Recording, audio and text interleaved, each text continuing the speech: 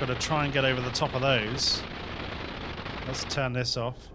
Ooh, now we're gliding.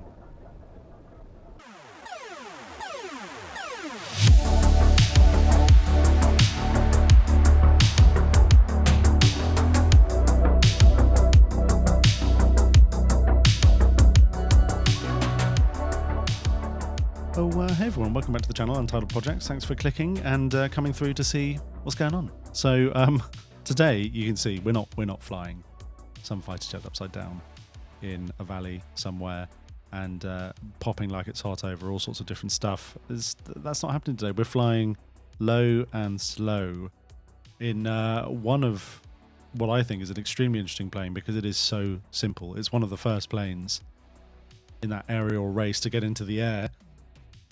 Blériot XI, and it's made by Wing42. You can see the simulation company there, so you can purchase it. It's not actually in the marketplace for Microsoft Flight Simulator yet, so it is an add-on, and it does cost about, I think, £19 or €19, or whatever it is. So yeah, it's interesting. I wanted to get it to see what it's all about, and what it is to fly in the most simplistic way possible. So let's have a look inside. What have we got? We have our control surfaces here, so very, very simple stuff. Oh, we can actually see something going on when we move.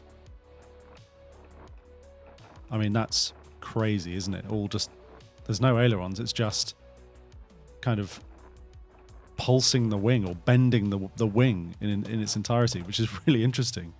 Let's have a look up here, see how it actually works.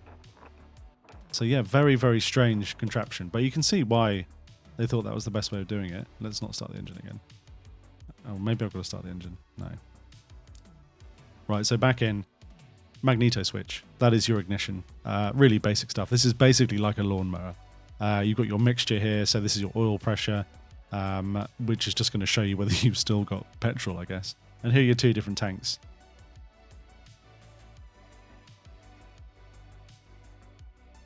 And this is similar to what you would have on an engine boat, a choke basically, and you want to pump fuel in or flood the engine with fuel, just like like I was saying, a boat or a lawnmower. So pretty basic stuff. So it's all fly-by-wire. It's all really simple. You've got nothing like a GPS or anything like an artificial horizon. So you can only fly it when you have full visibility, really. So yeah, let's give it a go. I'm gonna have to start it off to start with. So I've got to spin the propeller myself. I've got to do all the basic stuff. So pretty nice detail. And just a note on the way it looks. I mean, it's pretty amazing. The detail is, pretty precise, I would say, even when you're looking at some of these really close details when you're going right into here. Haven't found out what this is yet, but I'm sure I will once I'm flying. Looking around, I mean, it is just a lovely plane. There we go. Look at that radial engine there. You can actually go inside the engine, look at stuff. Maybe you can even click on this. Yeah, no, you can't. But it's pretty interesting. Very nice looking thing. So let's get on and fly it. And hopefully I'll be able to start this thing.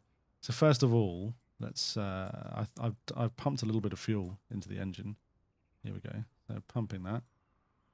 That's kind of pumping. It was pumping better before, but yeah, whatever. Magneto's on. So that's on, and then there we go, engine started, perfect. And of course there's no brake or anything, so yeah, pretty cool. No brake or anything like that.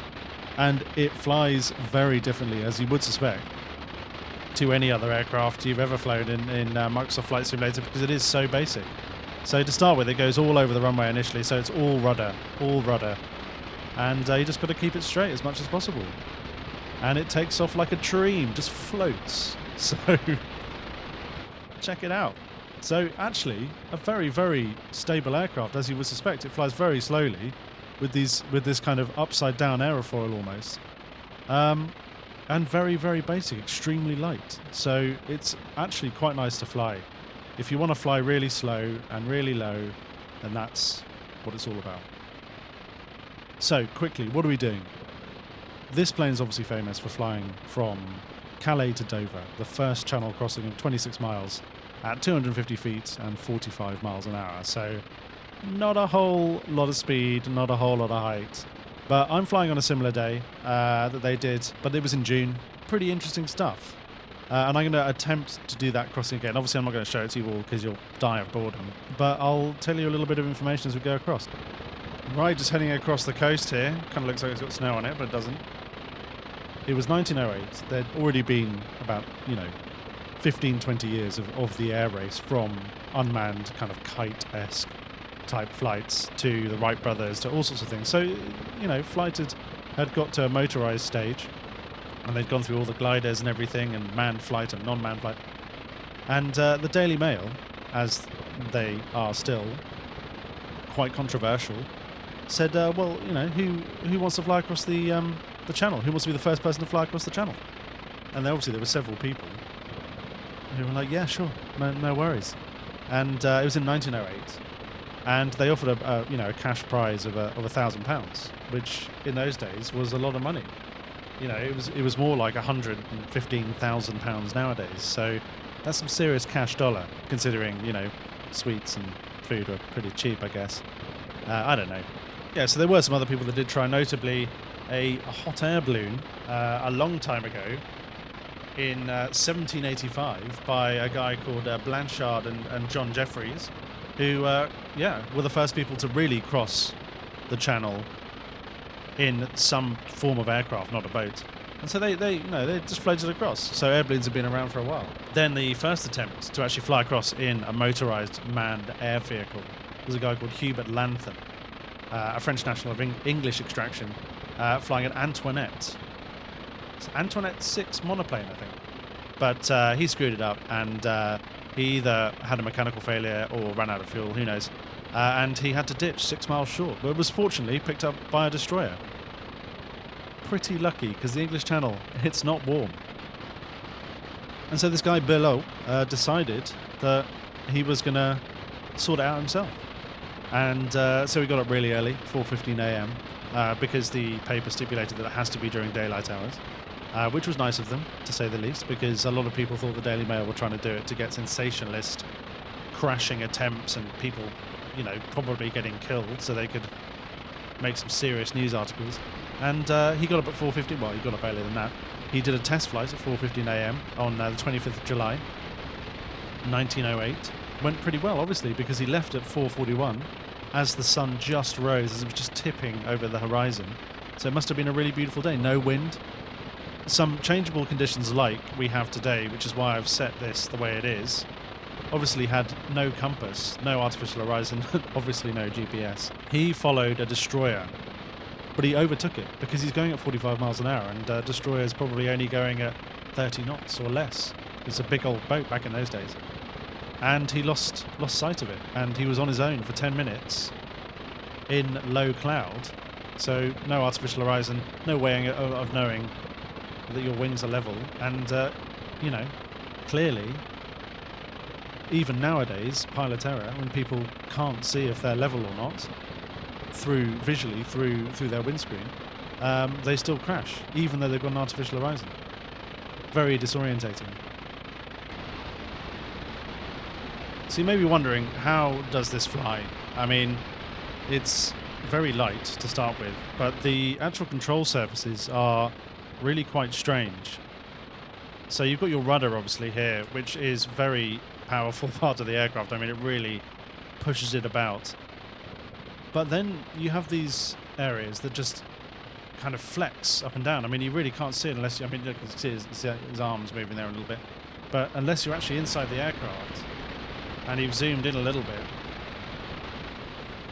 you can just about see them moving. And that really is it. And so your control is mainly rudder. And you have these tail, I guess you would call them ailerons, I suppose. If you're entirely behind this aircraft, you can see that they are really quite extreme in their pitch. So yeah, it's, once you've got it straight and level, it's actually pretty nice to fly. Obviously very slow, but your rudder is really how you turn left or right. And there is the White Cliffs of Dover, which is a very good marker to know where to land. And of course it's pretty relatively flat on the other side of the White Cliffs of Dover. So yeah, he had to find somewhere to land, and like I was saying before, he had to fly up and down the cliffs to figure out where he was going to land. And of course, there were no airports, so he couldn't just go, "Oh, hey, I'm going to head to this strip." I still haven't figured out what this dial does, but yeah, I guess it's pretty useful. It's maybe direction based, but it hasn't done anything for me yet. So let's see if I can do anything. Oh, wait, it did give me a little hand. No. So I think what I'm going to do is I'm going to try and find somewhere to land. This looks like a pretty sweet little strip.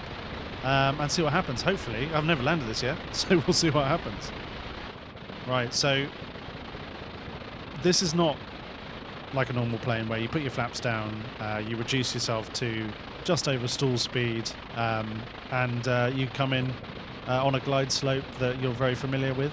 This aircraft, you need to turn the engine off when you're about 20 meters or 30 meters. This is going to be super sketch. So let's I've got to try and get over the top of those.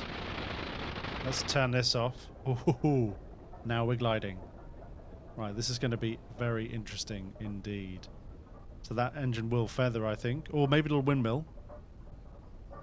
So I've got to remember that this is not nearly as maneuverable as any of the other aircraft, so I can't just come in for a crazy little, you know, landing the way I would normally do. So no quick adjustments, and here we go. Oh, please don't crash into the trees.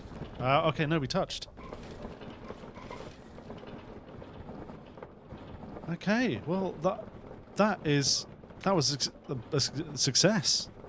We actually managed to fly across the channel. Took about 30 minutes or so, and we're now rolling down a hill.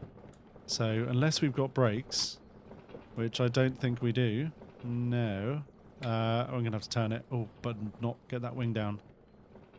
I'm in some farmer's field here, probably beetroots or something, or turnips. And there we go, there it is. So yeah, thanks for stopping by, all that kind of stuff. And nice little plane, kind of fun to fly.